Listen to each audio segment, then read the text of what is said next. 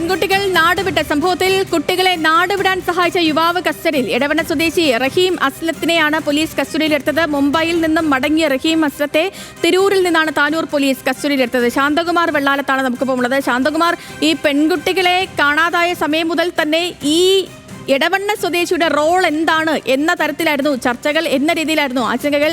ഇപ്പോൾ ഒടുവിൽ ഇയാളെ കസ്റ്റഡിയിൽ എടുത്തിട്ടുണ്ട്.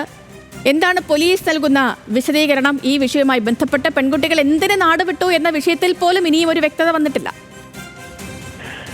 അതുപോലെ തന്നെയാണ് പെൺകുട്ടികളെ നാടുവിടാൻ സഹായിച്ചത് റഹീം അസ്ലമാണ് എന്നാണ് ഇപ്പോൾ പോലീസും കരുതുന്നത്. ഇത് വിശദമായി അറിയണമെങ്കിൽ ഈ പെൺകുട്ടികൾ ഇന്ന് ഉച്ചയോടുകൂടി മാത്രമേ നാട്ടിലെത്തുകയുള്ളൂ.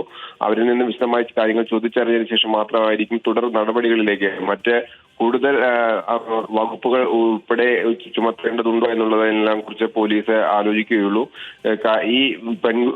ഈ നാടുവിട്ട പെൺകുട്ടികളിൽ ഒരു കുട്ടിയുമായി ഇൻസ്റ്റാഗ്രാം വഴി ഈ അസ്ലാമിന് ബന്ധമുണ്ട്, വലിയ സൗഹൃദമുണ്ട്. ആ സൗഹൃദത്തിന്റെ പേരിലാണ് ഇവർ നാടുവിടാൻ കാരണമായത് എന്നാണ് പോലീസ് ഇപ്പോൾ കരുതുന്നത്. പക്ഷേ ഇത് നാടുവിടുന്നതിന് വേണ്ടി ഈ കുട്ടികളെ സഹായിച്ചിട്ടുണ്ടോ എന്നുള്ളത് ഈ കുട്ടികളിൽ നിന്ന് വേണം കൃത്യമായി മനസ്സിലാവാൻ. ആ കുട്ടികളിൽ നിന്നും വിവരങ്ങൾ അറിഞ്ഞാൽ മാത്രമേ കൂടുതൽ നടപടികളിലേക്ക് പോകൂ എന്ന് തന്നെയാണ് പോലീസ് പറയുന്നത്. കാരണം ഈ പെൺകുട്ടികൾ മുംബൈയിൽ എത്തിയതിനു ശേഷം ഈ കുട്ടികളെ കാണാതാവുകയും തുടർന്ന് ഈ കുട്ടികളെ കണ്ടെത്തുന്നതിന് വേണ്ടി പോലീസിനും മലയാളി അസോസിയേഷനും കൂടെ ഈ യുവാവ് തന്നെയാണ് തിരയാനും ഉണ്ടായിരുന്നത്. അപ്പോൾ അങ്ങനെ ഒരു മനഃപൂർവ്വം ഇവരെ തട്ടിക്കൊണ്ടുപോവുകയോ ഇല്ലെങ്കിൽ മറ്റേതെങ്കിലും രീതിയിലേക്ക് ഉപയോഗപ്പെടുത്തുകയോ ചെയ്തിട്ടുണ്ടോ ഉള്ള സാധ്യത ഇതുവരെയും അന്വേഷണ ഉദ്യോഗസ്ഥർക്ക് കണ്ടെത്താൻ കഴിഞ്ഞിട്ടില്ല. പക്ഷേ പ്രായപൂർത്തിയാവാത്ത രണ്ട് പെൺകുട്ടികളുമായി മുംബൈ വരെ പോയതും അത് ട്രെയിൻ യാത്രയിൽ ചെയ്തതുമെല്ലാം വളരെ ഗൗരവത്തോടു കൂടി തന്നെയാണ് പോലീസും കാണുന്നത്. ഇതിന്റെ വിശദമായ വിവരങ്ങൾ ഈ പെൺകുട്ടികളിൽ നിന്ന് ലഭിച്ചാൽ മാത്രമേ മറ്റേതെങ്കിലും വിധത്തിലുള്ള അസ്വാഭാവിക കാരണങ്ങൾ ഉണ്ടായിട്ടുണ്ടോ എന്നുള്ളതിനെ കുറിച്ചും മനസ്സിലാക്കാൻ കഴിയൂ.